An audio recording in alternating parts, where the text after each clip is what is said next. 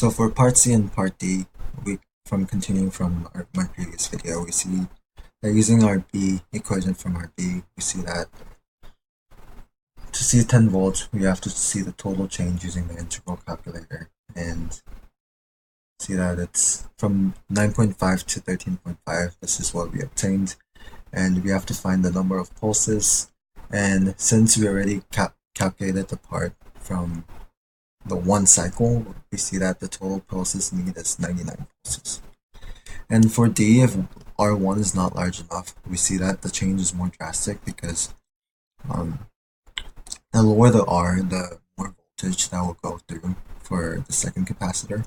However, if R1 is too low, then we see that the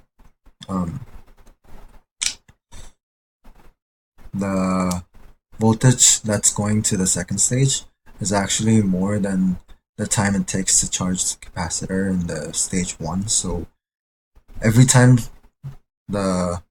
instead of letting the capacitor charge fully before releasing it to the second capacitor, what will happen is